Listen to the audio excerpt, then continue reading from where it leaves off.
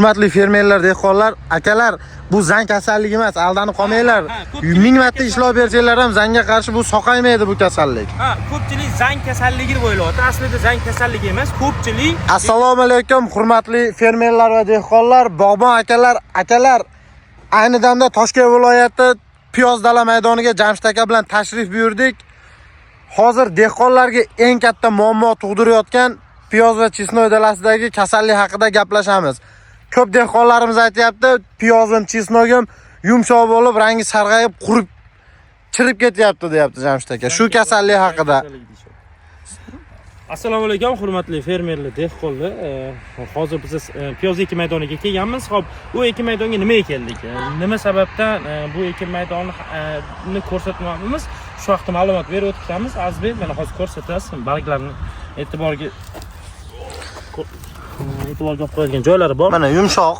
Yumshab, chirib ketayotgan joylar bor. Asosan pastki barglardan yuqoriga qarab turib, mana ho'l chirishsa ham bo'ladi yoki bo'lmasa mog'orlar yumshoq ketgan bo'ladi. Bu kasallik nomi sklerotinyoz degan kasallik.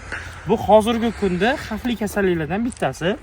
Bu ko'pchilik buni piyozchi yoki bo'lmasa sarimsoq ekadigan dehqonlar ko'pchilik buni sovuqi ta'siri deyishyapti. Aslida sovuqi ta'siri emas, aslida o'sha sovuqdan keyin tarqaladigan zamburug'lik kasallik ta'siri. Endi hozir alohida simptomlar bo'yicha ham to'xtalib o'tib ketamiz. Bu ekin maydoniga 2 kun avval Tilt Gold va Impact Gold preparatimiz bilan ishlov berganmiz. Hozir simptomlarini, to'xtatgan simptomlarni undan tashqari ekin maydonlarida qanaqa tarqalyapti bu kasallik, shu haqida ham ma'lumot berib o'tib ketamiz. Azbek, yaqinroq ko'rsatasiz, mana aynan mana shu kasallik o'chog'i. Unda qarasangiz, mana shu bo'yi past, to'g'ri. To'xtab o'smay qolgan. Sal nariroqdan ko'rsangiz. Mana akalar ko'rishlar nariyalar ancha baland. Mana lekin xuddi shunaqa ko'rasiz. mana shu atrof mana kichkina bo'lib, maydalashib, siyraklashib ham ko'rsatasiz. Undan tashqari Azbek hovnani joyi ham ko'rsatasiz, ko'rasiz. akalar mana sarg'ayib ko'rinib turibdi, alohida bo'lib mana. Mana. Endi kasallik asosiy simptomlari haqida ma'lumot berib o'tib ketsak, yaqindan olib kelib ko'rsatasiz. Azbek eng eski barglar, dehqonlar buni ona barg deydi yoki bo'lmasa eski barglar deydi. Mana shu eski barglar sarg'ayib, zanglaganning rangiga, hozir bu dorining ta'sirida to'xtatganligini ta'sirini borligi uchun unaqa rang sezilmayapti, lekin aslida sarg'ayib turib, barglar shalpayib tashaveradi. Mana ko'ryapsiz, tashavergan. Misol uchun tashavergan holatlar bor. Mana shu mana akalar. Tashaveryapti, mana ko'ryapsiz. Shalpayib tashaveryapti. Barglar shunaqa holatga tushib qoladi. Bu sklerotinyoz kasalligining asosiy simptomi. Bu bitta oxirgi yurtimizda oxirgi sovuqlardan keyin qo'zg'algan kasallik. Piyoz ekin maydonlariga, undan tashqari sarimsoq ekin maydonlariga, shu bilan birgalikda g'alla, bug'doy ekin maydonlariga jiddiy xavf solayotgan kasalliklardan bittasi bo'lib hisoblanadi. Endi buni asosiy rivojlanadigan temperaturalari qanaqa bo'ladi deydigan bo'lsa, 10 gradus bilan 15 gradus oralig'ida rivojlanishni boshlaydi. 20-25 gradus optimal bo'lib hisoblanadi. Mana o'sha ko'rayotgan bo'lsangiz, 20-25 gradusda ekin maydonlar butun sarg'ayib, jonsiz bo'lib qolgandek bo'ladi. Xuddi piyozlar ko'k bo'lib turibdi-ku, lekin jonsiz, nursiz piyozdek bo'lib turadi o'zi asosiy. Rangi yo'q piyozga o'xshab o'tdi. O'zi yashil, lekin rangi yo'qdek, qanaqadir yana shunaqa ma'lumotlar kelyaptiki, ozuqalarni bosyapman, sepyapman, hech effekt bermayapti deyishyapti. Bu foydasi bo'lmaydi. Kasallik avval davolab olish kerak bo'ladi. Undan keyin har qanaqa ozuqa turini berishsa, xudo xolasa yaxshi ta'sir qiladi. Endi buni davolash choralari qanaqa? Davolash choralari juda oson, yengil. Eng asosiysi davolash choralariga to'g'ri amal qilsa, e'tiborsiz qoldirilmasa, yaxshi tez davolovchi bo'ladi.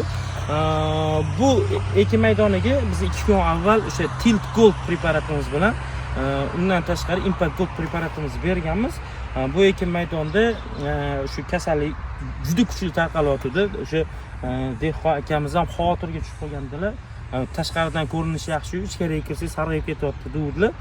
Tilt bilan Impact Goldimizni bergandik. Mana natija yomon emas, to'xtagan. Endi yana bitta narsa ko'rsatib qo'yasiz.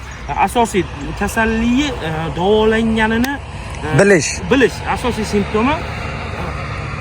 E'tibor beradigan bo'lsangiz, ko'pchilik piyozlarda sal o'sishdan to'xtab qolib, sal shalpayganga o'xshab turadi. Agar davolangan bo'ladigan bo'lsa, mana o'suv nuqtalar tikka turib oladi o'zi. Bu asosiy davolanish asosiy simptomlari. Undan tashqari davolangan barglarda qanaqa bo'ladi? Mana bu tilla rang yoki zang rangiga o'xshagan bo'ladi. Bu kasallik to'xtagan asosiy simptom tilla rang bilan zang rangi yo'qoladi, oqish tusga kirib qoladi. Mana sarimsoq ekimda ham ko'rsatasiz.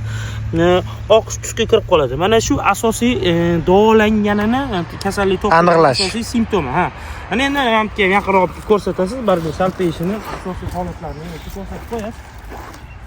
Mana ko'rayotgan bo'lsangiz, mana barglar yomon qattiq salpayib qolgan, etap mana o'tib ketgan. Mana ko'ryapsiz, birinchi, ikkinchi, ha.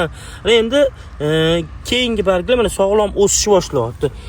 Hop, Tilt Gold va Impact Gold preparatimizni sepishgandan keyin ekin maydonlarida nisbatan ranglar tiniqlashib, qorayishni boshlaydi. Bu chalg'ituvchi sifatida bo'lishi mumkin. Shu Tilt bilan Impact o'zini berganimda ko'kalab ketdi deyilishi mumkin, lekin aslida piyozni hozirgi holatiga qaytarib beradi. O'sha bu kasallikni davolab olgandan keyin o'sha aytaylik stimulyatorlardan, aktivatorlardan foydalanib ekinlarga rivojlanishiga, o'sishiga yaxshiroq turtki beradigan stimulyatorlar, aktivatorlarni biz taklif qila olamiz. Low Gold preparatimizni taklif qila olamiz yoki bo'lmasa aminotsid preparatimizni taklif qila olamiz. Bulardan keyin shu Gold Crop yoki bo'lmasa Nano Gel larimizni tavsiya qila olamiz. Va shunday stresslardan chiqarib olishsa bo'ladi, kasallik stresslardan. Обязательно har qanday dala maydoniga ishlov jarayonida pH Gold mahsulotidan foydalaninglar. Har qanaqa fungitsid, insektisid, insektakazid shu bilan birgalikda gerbitsid preparatlariga o'sha biz pH balans preparatimizni tavsiya qilamiz, chunki suvlarning ishqorliligi baland, shuning uchun dorilar ishlamay qolishi mumkin. Azbi yana bundoq qaratma, uzoqroqdan qarating. Ko'rayotgan bo'lsangiz, o'tda bu yerda yashil, o'tda bu yerda sariq. To'g'ri, mana ko'rinib turibdi. Mana shu belgilar asosiy simptomlar bo'lib hisoblanadi. Bizlarni kuzatishda davom etinglar. Xudo xohlasa Jamshid aka, sifatli videolar qilamiz. Jamshid aka, hurmatli fermerlar, dehqonlar, akalar, bu zang kasalligi emas, aldanib qolmanglar. Ming marta ishlov bersanglar ham zangga qarshi bu soqaymaydi bu kasallik. Ko'pchilik zang kasalligi deb o'ylayapti. Aslida zang kasalligi emas, ko'pchilik lekin sovuqi ta'siri deb o'ylayapti. Sovuqni ham ta'siri ham emas. Sovuq ta'siri emas, bu shu kun isib ketsa yaxshi bo'lib ketadi deyishyapti. Kasallik alomati akalar bu. Yaxshi bo'lmaydi, bu sklerotinyoz degan ko'pchilik ma'lumotlarni so'zimdan ham yozib olishsa bo'ladi. Sklerotinyoz degan kasallik simptomlari, shu kasallik belgisi. O'sha sklerotinyoz degan kasallik mana shu ekinlar maydonlariga tarqalib ketgan. Bu hozirgi kunda sarimsoq ekin maydonlarida, bug'doy, g'alla ekin maydonlarida, shu bilan birgalikda piyoz ekin maydonlarida kuchli tarqalib ketayotgan kasalliklardan biri bo'lib hisoblanadi. Endi zang kasalligi deyiladigan bo'lsa, zang kasalligi uchun dori sepiladi. Unda tashxis to'g'ri qo'yilmagan bo'ladi, dori ham to'g'ri tanlanmagan bo'ladi. Sklerotinyoz degan kasallikni tashxis qo'yilib turib, dori shunga to'g'ri tanlov qilinadigan bo'lsa, tez orada tezroq amalga oshgan bo'ladi. Akalar, kanalimizga obuna bo'linglar, dehqonchiliklarga ehtiyot bo'lib, chiroyli va o'z vaqtida qaranglar. Kanalimizga obuna bo'lib, o'z fikringizni kommentariyada qoldirib, agar videolarimiz manfaatli, foydali bo'layotgan bo'lsa, piyoz ekkan, chesnoy, bug'doy ekkan do'stlarga shu videolarni ulashib qo'yinglar akalar. Yana bitta qo'shimcha ma'lumot sifatida, bu kasallik nazoratga muhtoj bo'lgan kasallik. Kasallik misol uchun etiklik kun isib turishi mumkin. Etiklik piyozlarimiz mana ko'rayotgan bo'lsangiz, suvga kelgan. Ekin maydoniga bitta ishlov berib turib kasallik to'xtatib qo'ygandan keyin xotirjamlikka hech kim berilmasin. Sug'orishdan keyin ham bitta e'tibor berib qo'yish kerak bo'ladi. Dala ekin maydonlarida peripad temperatura, issiq, sovuq temperaturalar boshlanib qolgan paytida bu kasallik yana ham avj olib ketishi mumkin bo'ladi. Bizdan kuzatishda davom etinglar. Biz sizlarga yana ham manfaatli videolarni tayyorlab boramiz. Sog' bo'linglar, salomat bo'linglar akalar.